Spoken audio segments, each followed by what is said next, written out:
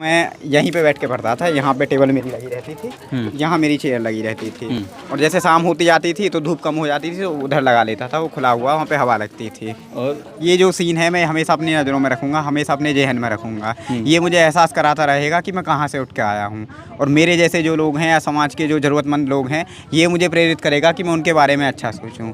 मैं कभी अपनी इस जो मेरा बैकग्राउंड है इसको ना भूलूँ। कभी मैं ऐसा ना हो कि मैं धन या स्टेटस या उससे लालच में आकर कुछ लोगों के साथ गलत कर दूं। आदाब, नमस्कार, सत श्री अकाल। मैं उस्मान सैफ़ी। दोस्तों, जहाँ पर मैं खड़ा हूँ उसके राइट हैंड पर, सीधे हाथ पर एक मंदिर है। ये गांव का मंदिर है। और अगर मैं बात करूँ अपने लेफ़्ट साइड की, तो मेरे लेफ़्ट साइड में शिक्षा का मंदिर है। और इस एक तरफ शिक्षा का मंदिर है तो दूसरी तरफ वो मंदिर है जिसमें देवी देवता निवास करते हैं। और इसके ठीक बीचों बीच में एक खेल का मैदान है जहाँ पर अक्सर बच्चे खेला करते थे। लेकिन आज यहाँ पर खेल नहीं बल्कि एक ऐसा दिन है जिसे मेला लगा हो। यहाँ पर बड़ी संख्या में लोग हैं, डीजे भी है। और क्योंकि ये इस पूरे गांव के लिए, इस पूरे इलाके के लिए वाकई खुशी का दिन है।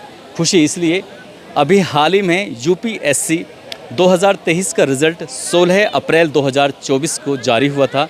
और उस रिज़ल्ट में उत्तर प्रदेश के ज़िला बुलंदशहर के गाँव हैं रघुनाथपुर, जो कि तहसील स्याना में लगता है, उसी गांव का रहने वाला एक लड़का जिसका नाम पवन कुमार होता है। उस पवन कुमार ने 239वीं रैंक हासिल करने के बाद आईएएस का कैडर हासिल किया है। और वो आज पहली बार, जब ये यूपीएससी में सेलेक्ट होने के बाद, आईएएस से चुने जाने के बाद पहली बार अपने गाँव आज आए हैं। और गाँव में जब आए हैं तो एक कस्बा पड़ता है जहांगीराबाद। जहांगीराबाद में सुबह 11 बजे से इनके स्वागत का सिस्टम शुरू होता है और अब शाम के 4 बजने वाले हैं। अभी भी उन्हें अपने उस घर में, उस झोंपड़ी में, जहाँ से उन्होंने अपनी जहाँ पैदा हुए थे, जहाँ से अपनी पढ़ाई की शुरुआत की थी, उस झोंपड़ी में अभी जाने का मौका नहीं मिला है। हालांकि हम उनके पास चलते हैं और उनसे जानने की कोशिश करेंगे कि उनका ये सफ़र रहा है, ये कैसा रहा है। आप देख सकते हैं कि इस वक्त जो आईएएस पवन कुमार हैं, जिनकी 239वीं रैंक आई है, एकदम दूल्हे की तरह सजे हुए हैं। जैसे किसी शादी ब्याह में एक मंच लगता है, मंडप लगता है, पूरा दूल्हे की तरह ये सजे हुए हैं। ये खेल का मैदान, ये बच्चों का मैदान, ये भी कहीं ना कहीं। और गांव के हर एक बच्चा, ये जो लोग हैं, आप इनके चेहरों पर जो खुशी के भाव देख सकते हैं, वो भाव सिर्फ इसीलिए हैं क्योंकि इस गाँव का जो लाल है, बेटा है, वो आईएएस ऑफिसर बन गया है। हर कोई मिलना चाहता है, हर कोई गले लगाना चाहता है, हर कोई उसका स्वागत करना चाहता है। तो हम सीधे चलते हैं पवन कुमार के पास, पवन कुमार से बातचीत करने की कोशिश करेंगे यदि वो हमें समय देते हैं। तो चलिए मेरे साथ बात करने के लिए। तो ये वो दहलीज है जिस दहलीज पर जिस घर के अंदर पवन कुमार पैदा हुए थे। पवन कुमार के घर के अंदर भी मेले जैसा माहौल है, जैसा मेला बाहर लगा हुआ था। यहाँ बहुत सारे मेहमान हैं। अम्मा कोल्ड ड्रिंक पी के मस्त हो रही हैं, कोई आराम से मोबाइल पे लगा हुआ है। और हम उस छप्पर के तले आ गए हैं। ये वही छप्पर है जो सोशल मीडिया पर बहुत ज़्यादा वायरल हो गया था। आखिरकार इस छप्पर के वायरल होने का क्या राज है, उस बात को जानने की हम कोशिश करेंगे और पवन कुमार से मिलने की भी कोशिश करेंगे।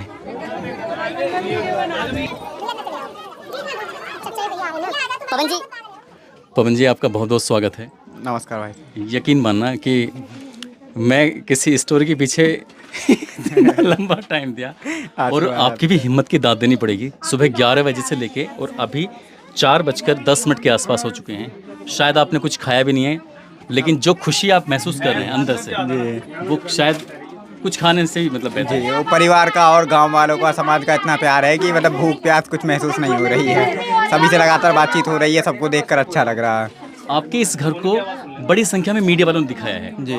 ये वही घर है। तो आज यूपीएससी में सेलेक्ट होने के बाद, आईएएस कैडर आपको प्राप्त करने के बाद, अपने ही इस घर में, इस आवास में जब आए हैं, तो आपको मतलब क्या लग रहा है, कैसा फील कर रहे हैं? छोट बहनें आपकी चारों तरफ बहन बैठी हुई हैं, मौसी जी, मम्मी जी, पिताजी, सब के सब। सर, घर मतलब कैसा भी हो, लेकिन अपना घर ही होता है। अब बाहर कितनी भी अच्छी जगह रह लें, लेकिन जो घर की खुशी होती है, जो घर में अपनापन होता है, वो कहीं नहीं होता। तो घर में आके बहुत अच्छा लग रहा, सब परिवार के बीच में, रिश्तेदारों के बीच में बहुत अच्छा महसूस हो रहा। बहुत ही गौरवान्वित करने वाला पल है मेरे लिए। पता है ये घर स्पेशल क्यों है? क्योंकि आईएएस कितने चुने गए टोटल? जी 1016 लोग चुने गए हैं। 1016 लोग चुने गए हैं, लेकिन आपके इस घर की वजह से आप पूरे हिंदुस्तान ही नहीं बल्कि पूरी दुनिया के अलग अलग मुल्कों में फेमस हो गए हैं। इसलिए ये घर, अभी आप पड़ोस में बैठे हुए थे, आपका इंटरव्यू वहाँ भी मिल सकता था, वहाँ पंखे भी चल रहे थे, वहाँ लाइटें भी थी, सब कुछ था, लेकिन यहाँ पर सिर्फ इसलिए क्योंकि इस घर ने आपको बनाया है, इसलिए मैं यहाँ आना चाहता था आपके साथ। हाँ सर, इसमें कोई दो राय नहीं है सर। घर मेरा मतलब एक अपनापन जो है और जो माता पिता बहन भाइयों का जो प्यार मिला है, उसकी वजह से मैं आज जो भी हूँ उन्हीं सभी के प्यार और इस घर की वजह से हूँ। जब आप यहाँ से नानी के घर गए थे पढ़ने के लिए, और आपने एक इंटरव्यू में कहा भी था कि मैं यहाँ क्यों आया हूँ पढ़ने के लिए, कि शायद पढ़ने के लिए आया हूँ, तो जब आपको एहसास हुआ था तब आपने क्लासों को टॉप करना शुरू कर दिया था। और जब यहाँ से गए थे तो किसी को पता भी नहीं था कि पवन भी कोई है। आज पूरा इलाका, पूरा ज़िला, पूरा देश जानता है कि पवन है। तो ये दोनों में जो अंतर है, इसके बारे में ऐसा है कि अभी 1-1.5 साल पहले भी मुझे गांव में सारे लोग नहीं जानते थे, ना ही मैं गांव वालों को जानता था। सिर्फ ये था कि मुकेश राणा, जो कि मेरे पिताजी का नाम है, उनके एक पुत्र हैं। बाकी मेरा फेस या बाई नेम मुझे कोई नहीं जानता था। अभी ये जानकर अच्छा लग रहा है कि लोग सम्मान दे रहे हैं, प्यार दे रहे हैं। ऐसे लोग जिन्हें मैं बाई फेस या बाई नेम नहीं जानता हूँ, वो लोग भी प्यार दे रहे हैं, आशीर्वाद दे रहे हैं। इतने लोगों का आशीर्वाद पाकर अथाह खुशी महसूस हो रही है इस टाइम मुझे। मैं 2-3 लोगों के नाम लेना चाहता हूँ, उनके बारे में कम से कम 2-2 लाइन, बल्कि 2 लाइन भी कम होंगी। जैसे कि आप बबली मौसी की बात करें तो। जी, बहुत ही केयरिंग है, बहुत ही लविंग है, हमेशा मेरा साथ दिया है, मेरी बिना कहे मेरी सारी ज़रूरतों को समझा है और उन्हें पूरा करने का प्रयास किया है। मतलब अपने बेटे से, अपनी बेटियों से ज़्यादा मुझे मानती हैं। जैसे सोनू सोलंकी मामा, उनके बारे में मतलब मैं क्या ही कहूँ। मेरे मामा हैं, मतलब मामा का मतलब ही 2 माँ होता, माँ और माँ। तो उन्होंने जो 2 माँओं वाला काम है वो हमेशा किया है। चाहे मैं जहाँ भी रहा, जैसे भी रहा, उन्होंने अपनी ज़रूरतों को काट कर मेरी ज़रूरतों को पूरा किया है। उन्हीं की ये जुनून थी कि तुम तैयारी करो, हम तुम्हें IAS कराएंगे। जैसे हमारी कंडीशन उतनी अच्छी नहीं थी कोचिंग कराने की, लेकिन उन्होंने हमेशा कहा कि चाहे जो हो जाए, चाहे मुझे अपना तन बेचना पड़े, मतलब यहाँ तक उन्होंने बोला था, मैं फिर भी आपको तैयारी कराऊँगा। तो उनके लिए मेरे दिल में अथाह सम्मान है। सृष्टि, गोल्डी, सोनिका कहने के लिए मेरे से छोटी हैं, लेकिन जो फ़र्ज़ निभाया है वो मेरे से बड़े का निभाया है। और इनका जो निर्णय है, मैं चाहे जो भी इनके लिए कर लूँ वो कभी नहीं भुला पाऊँगा। एक छोटी बहन होने के बावजूद भी वो काम किया है मेरे लिए, जो शायद मैंने इनके लिए अभी तक नहीं किया है। पर मैं आगे अपना प्रयास करूँगा कि मैं इनको वो सारी खुशी दे सकूँ जिनकी ये हकदार हैं। एक किसी ने मुझसे पूछा था, नाम की लिस्ट तो बहुत लंबी है, मम्मी पापा चाचा ताई ताऊ बहुत सारे हो जाएंगे, तो ये अगर किसी एक का भी छूटेगा तो बेईमानी हो जाएगी। तो इसलिए ये वाली जो पार्ट था वो इम्पोर्टेंट था। किसी ने मुझसे सवाल किया कि ये पवन कुमार IAS ऑफिसर बन गए, कहीं ऐसा तो नहीं है इतने बड़े पद पर पहुंचने के बाद परिवार को भूल ना जाए? सर, वृक्ष कितना भी बड़ा हो जाए, मतलब वो कितना भी बड़ा हो जाए, कितना भी विशाल हो जाए, कितने भी उसकी शाखाएं बन जाएं, लेकिन वो अपनी जड़ों को नहीं भूलता। अगर जड़ों को भूलेगा तो सूख जाएगा। मेरा भी यही हाल है। अगर मैं जिन सब का आप नाम बोल रहे हैं या जो छूट गए हैं, जो मेरे साथ रहे हैं, ये जो पवन कुमार आज आप सामने मेरे बैठे हैं या सभी लोग बैठे हैं, उस पवन कुमार को बनाने में कुछ लोग हैं। मैं उन लोगों को कभी नहीं भूलूँगा। सही बात है कि आगे जब बढ़ते हैं तो बहुत सारे लोगों का सहयोग होता है। और बस ये जैसे बैंक का सिस्टम होता है, बैंक से हम लोन लेते हैं, बैंक कभी एहसान नहीं दिखाता, कर्ज ले लेता है। लेकिन अगर रिश्तेदार दोस्त तो ये वगैरह जो होते हैं, अगर ये एहसान दिखाना शुरू कर देते हैं कि भाई मैंने तेरी वहाँ मदद की थी। कभी किसी ने ऐसा नहीं कहा मुझसे। अभी नहीं कहा है, लेकिन कहने लगेंगे।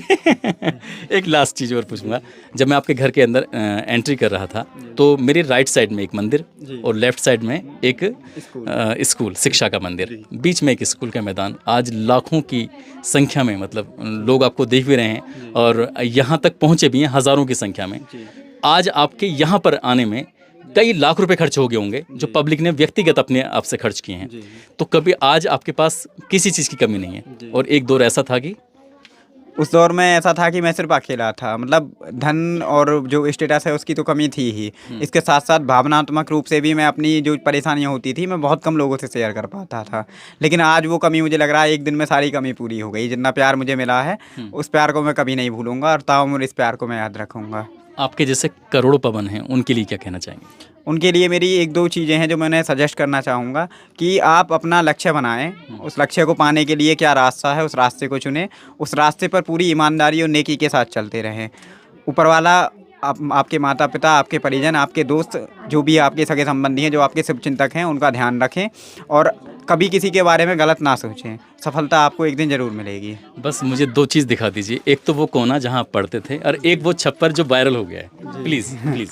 मैं सर ऐसा था कि जब दोपहर होती थी तो मैं यहाँ पे बैठ के पढ़ता था। मेरी एक टेबल थी, एक चेयर थी, तो मैं यहीं पे बैठ के पढ़ता था। यहाँ पे टेबल मेरी लगी रहती थी, यहाँ मेरी चेयर लगी रहती थी। और जैसे शाम होती जाती थी तो धूप कम हो जाती थी तो उधर लगा लेता था, वो खुला हुआ, वहाँ पे हवा लगती थी। और मैं ये चाहूँगा कि एक बार इस छप्पर को छू लीजिए आप क्योंकि आपकी मतलब आईएएस तो कई सारे लोग बने हैं, लेकिन इस छप्पर ने आपको जो दिलों तक पहुंचाया है, ये वो छप्पर है। इसके बारे में भी 2-4 बातें बोल दीजिए कि इसके बारे में मैं 2-4 लाइनें यही बोलना चाहूँगा कि मैं ये जो सीन है मैं हमेशा अपनी नज़रों में रखूँगा, हमेशा अपने जहन में रखूँगा। ये मुझे एहसास कराता रहेगा कि मैं कहाँ से उठ के आया हूँ, और मेरे जैसे जो लोग हैं या समाज के जो ज़रूरतमंद लोग हैं, ये मुझे प्रेरित करेगा कि मैं उनके बारे में अच्छा सोचूँ।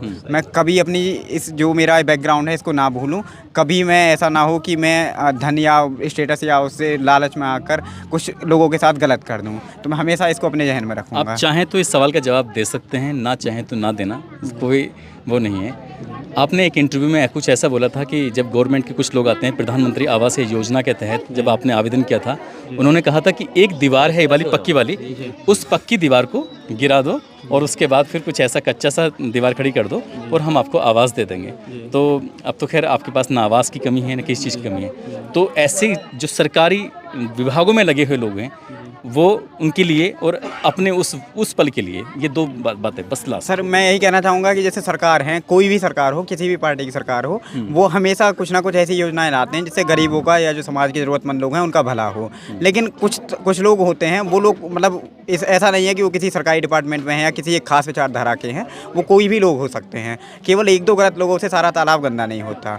इस दुनिया में अच्छाई है तभी दुनिया चल रही है। मैं प्रयास करूँगा कि मैं जब शासन में जाऊँ मेरे कारण कभी ऐसे किसी का गलत ना हो, और जो मेरे आसपास अधिकारी होंगे उनको भी मैं कोशिश करूँगा कि वो ईमानदारी से काम करें। जो तबके के लोग हैं जिनको ज़रूरत है उनके साथ पूरी न्याय करने का प्रयास करें। बाकी कमाल हो गया, बहुत ही शानदार तरीके से बात। खैर आईएएस ऑफिसर हैं और आपका छोटू दिखाई नहीं दे रहा है क्योंकि बहुत सारी भीड़ है उसकी वजह से। छोटू घबरा कर कहीं कोने में बैठा होगा, उसको भीड़ और डीजे पसंद नहीं है। अच्छा, तो कहीं कोने में बैठा होगा। अरे गोल्डी कहाँ है? गोल्डी 1 मिनट। मैं गोल्डी बहन कुछ 2-4 बातें बोलना चाहो तो बोल सकती हो, फिर मैं बाय बाय कर लूँगा भैया सर। आज तो मैं थक रही हूँ, बोला जा रहा मुझसे। बोलो थोड़ा सा बोलो। आप आईएएस बन गए, मैं ये कह रहा हूँ कि इनको राजनीति में ले आएगा क्योंकि इनकी बातें बहुत अच्छी करती हैं। इनका जैसा इंटरेस्ट होगा मैं इनके इंटरेस्ट को प्रमोट करने की कोशिश करूँगा, और जो भी जैसे भी इनका आगे मन होगा, इनको जो भी करना होगा मैं पूरा सपोर्ट करूँगा। आपके पापा ने एक बात कह के मेरा दिल जीत लिया था। जब मैं यहाँ से इंटरव्यू करके जा रहा था तो उन्होंने सर पे हाथ रख के बोले कि मेरे आज से 2 बेटे हैं, पता नहीं उन्हें मेरी कौन सी बात अच्छी लगी। ठीक है, धन्यवाद। आप थे पवन कुमार जी के साथ। पवन कुमार जी की जो यादें थीं और इस छप्पर से जुड़ी हुई यादें, इस घर से जुड़ी हुई यादें, हालांकि इंटरव्यू तो कई सारे हैं लेकिन जो इन्होंने अपने मन के, अपने दिल के तारों को जो छुआ है, और यहाँ जो बहुत सारी भीड़ इनसे मिलने के लिए, क्योंकि ये लाल हैं इस गाँव के, अब ये हीरा है, हर कोई इनसे प्यार भी कर रहा है, चाह भी रहा है। और ये सिर्फ इसलिए कहते हैं कि ना बड़ा ना कोई छोटा, सब एक हैं जहाँ में है वही अजीम जिसने क्षमा नहीं जला दी।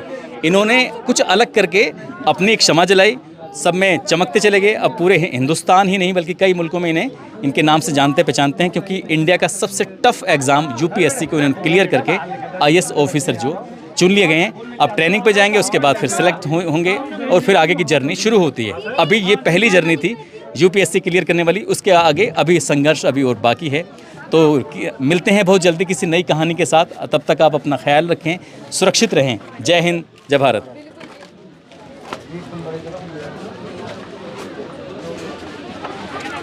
बाय बाय कर दो, बाय बाय कर दो जी जी। ये मेरे मामा के लड़के हैं। अच्छा, भैया ने टाइम दे दिया, बहुत सारा टाइम दिया। अब मैं जा रहा हूँ।